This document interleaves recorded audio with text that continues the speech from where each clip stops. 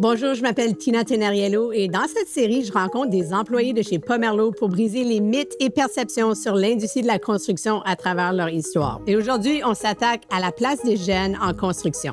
Je suis avec Raphaël Bourassa Descoteaux qui travaille comme assistante gérante de projet chez Pomerleau. Malgré son jeune âge, Raphaël occupe un poste clé sur des gros projets de construction qui ont un impact majeur sur notre quotidien.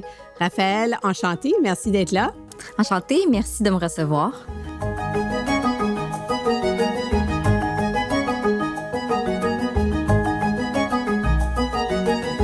Alors, parle-moi de ton rôle pour quelqu'un qui ne connaît pas beaucoup l'industrie de la construction.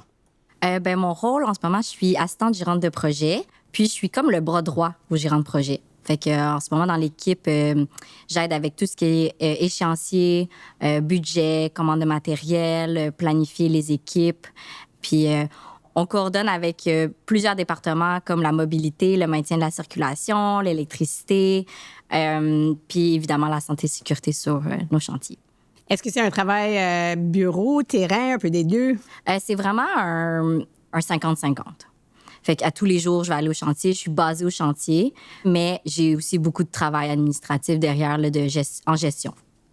Parle-moi un peu de ton choix de l'industrie de la construction. Tu étais passionnée de Lego, même jeune. Oui, je me suis fait garder chez une dame sur ma rue, puis elle avait un garçon de mon âge. Puis on jouait beaucoup au Lego ensemble, aux petites voitures. Puis on dirait que les Legos, ça a tout le temps été une passion. Puis quand j'étais à la maternelle, mon enseignante de maternelle avait dit à ma mère que j'avais un petit peu de difficulté avec ma géométrie. Donc, ma mère, en panique, est allée m'acheter le jeu Architecte. Ça venait avec plein de petits blocs de formes différentes, puis il fallait aller former les pièces, former les fiches, puis remplir les fiches. Puis, ma mère me forçait à tous les soirs à faire, exemple, ce soir, tu fais 4 fiches. Puis, t'es obligé de toutes les terminer. Puis des fois, j'aimais tellement ça que je continuais, j'en faisais d'autres. Puis il y a d'autres soirs où je disais, là, je suis un petit peu tannée, est-ce que je peux arrêter? Non, faisant une dernière.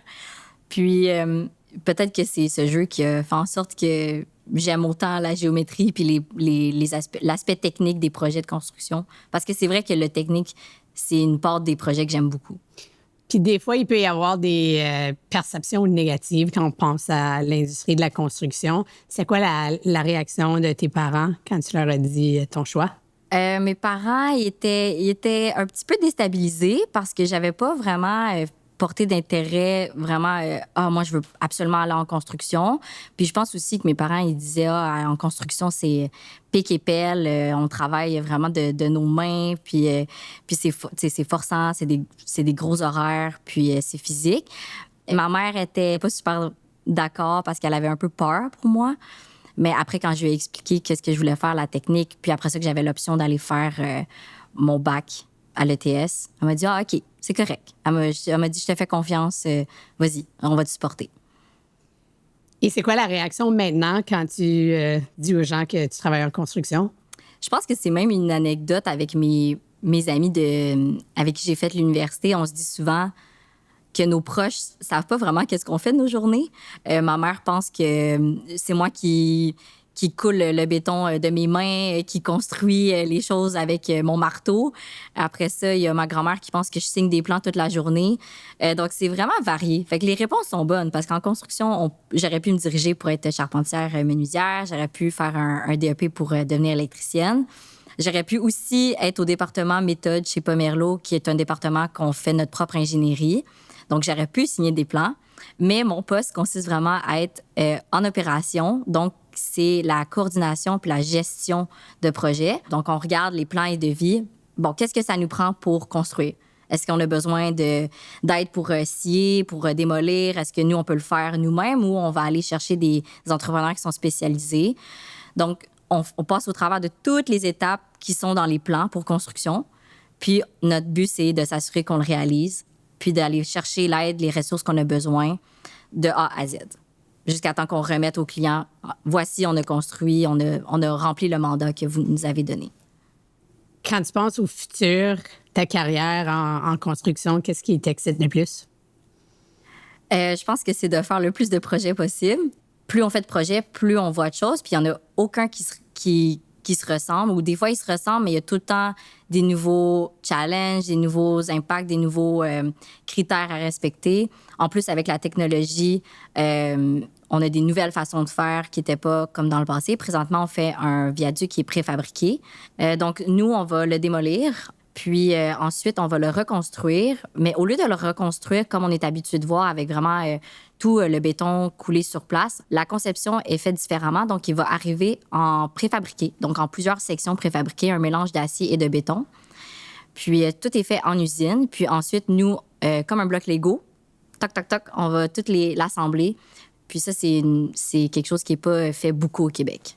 C'est un retour en arrière à tes années de Lego en tant que oui, petite fille. C'est ça. Exactement. Exactement. Parle-moi un peu de comment la technologie est venue moderniser ton travail. Les nouvelles technologies chez Pomerleau nous ont vraiment aidés pour la construction, ça c'est sûr. Je pense qu'avant, c'était beaucoup plus dans le bâtiment. Et moi, présentement, je suis au civil. Puis, le BIM chez Pomerleau, il y avait aussi la modélisation 3D. Puis, le 4D est apparu lorsqu'on intégrait les échéanciers. Donc, on disait, OK, à telle étape de l'échéancier, on va être rendu à, exemple, au 3e étage. Puis, de plus en plus, là, on a développé vers le civil. Puis, présentement, on a été chanceux sur le projet. On a une belle modélisation 3D. Puis, ce qui est intéressant avec ça, c'est qu'on peut scinder tout le projet. Donc, dire, au mois d'octobre, on va être rendu à... Le viaduc va ressembler à ça. Au mois de janvier, il va ressembler à ça. Donc là, on peut se donner des captures d'écran, puis le présenter tant à notre client qu'à nos sous-traitants, puis à nos partenaires pour avoir toute la même vision pour la construction. Qu'est-ce que tu aimes de ton travail? Ce que j'aime beaucoup chez Pomerleau, précisément, c'est que dès qu'on veut apprendre, on nous donne l'opportunité, puis on nous donne les ressources autour de nous pour nous aider à cheminer. Donc, si je souhaite prendre en charge une partie du projet, bien, je suis vraiment bien entourée puis supportée par autant mon directeur que mon gérant de projet pour me donner les outils nécessaires pour apprendre parce qu'évidemment, on ne sait pas tout, on ne connaît pas tout. Je suis encore super jeune. Mais ce qui est intéressant, c'est que si j'ai la volonté puis que je démontre puis que je lève la main, bien, je suis écoutée. Puis, il n'y a pas une journée qui est pareille, il n'y a pas une journée qui se répète, il n'y a pas un problème qui est le même non plus. Mais avec l'expérience, quand on les cumule, qu'est-ce qui est intéressant, c'est de trouver les ressources autour de nous. On se souvient, telle personne a fait tel genre de projet, je vais lui passer un coup de fil, peut-être qu'elle peut m'aider. Puis ensuite, on apprend au travers de ça, puis on met tout ça ensemble, puis c'est ça qui est intéressant. Je pense que c'est ce qui me passionne le plus, qu'au chantier, ben c'est pas le surintendant tout seul qui peut faire les travaux, c'est pas le charpentier menuisier, c'est pas Raphaël toute seule, c'est vraiment une équipe, tout le monde ensemble, puis on peut arriver à faire un projet puis le mener à terme. Là. Puis je pense que ça, c'est ce qui est le plus challengeant, mais aussi le plus valorisant. Aimes-tu aussi l'aspect que tu n'es pas toujours derrière un bureau, que ça te permet d'être sur le chantier? Absolument. C'est sûr qu'être derrière un bureau, c'est essentiel pour s'organiser, pour mettre toutes nos idées vraiment par écrit. Mais aller au chantier, il n'y a rien de plus clair que de voir de nos yeux, d'être sur place, de voir le problème, de comprendre, OK, il n'y a pas d'espace ici, qu'est-ce qu'on fait? Donc, c'est sûr que le chantier, moi, ça a une place dans mon cœur. Je ne veux pas délaisser ça. C'est quoi un projet dont tu es le plus fier? Le projet dont je suis le plus fière, c'est sûr que j'en ai pas des millions à mon actif présentement, mais ça serait la déconstruction du pont Champlain. J'ai été mise au secteur maritime, donc c'était vraiment pour tout ce qui était sur l'eau. Puis, ma partie de projet, quand je suis arrivée, mon gérant de projet m'a dit « Voici qu'est-ce qu'on doit faire. On doit réceptionner la travée suspendue. » Donc, c'était la travée du milieu. Puis, on doit la réceptionner pour déconstruire le pont. Puis, c'est le projet, la partie de projet est à toi. Donc, voici les plans, voici les devis, voici les contacts avec les différents concepteurs. Il m'a donné vraiment presque carte blanche, dans le sens qu'il m'a fait confiance. Puis ça, c'est sûr que je suis reconnaissante de ça. Donc, qu'est-ce qui était super intéressant, c'est on construisait quelque chose pour aller déconstruire un pont. Donc, c'est le projet d'une vie. C'est à mon jeune âge, j'ai été vraiment chanceuse de pouvoir travailler là-dessus. Je pense pas que je vais pouvoir travailler sur un autre projet de ce genre dans ma carrière. Donc, c'est une fierté. Qu'est-ce que tu trouves de gratifiant du métier de construction? Ce qui est le plus gratifiant, c'est de laisser sa trace. par exemple, j'ai fait la réfection d'un viaduc à Sainte-Julie au-dessus de l'autoroute 30. Puis j'ai une amie qui habite à Saint-Amable. Puis à tous les jours, elle passe sur le viaduc, puis elle dit à son chum: « Ah, c'est mon ami qui était gérant de projet sur ce viaduc. » Puis juste ça, c'est comme un petit baume sur le cœur.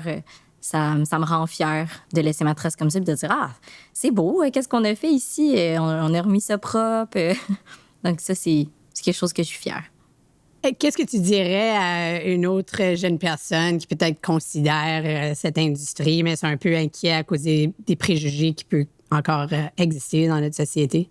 Je lui dirais que, premièrement, c'est une chance pour nous de changer les préjugés, parce que c'est sûr que si on fait rien, rien va changer. Mais si on met la main à la pâte puis qu'on participe au projet, qu'on donne notre opinion, qu'on amène aussi une nouvelle vision, des nouvelles façons de faire, c'est nous la clé pour changer les préjugés. Puis ensuite de ça, c'est d'être prêt à travailler puis à donner son 100%. Puis si on aime ce qu'on fait, ça transparaît dans notre travail. Puis au final, on peut pas échouer quelque chose qu'on n'a pas essayé. Donc, après ça, c'est d'aller l'essayer. Un bon conseil, il faut aller l'essayer. Oui, il faut l'essayer. Merci beaucoup d'avoir partagé ton histoire aujourd'hui. Merci à toi pour ton temps.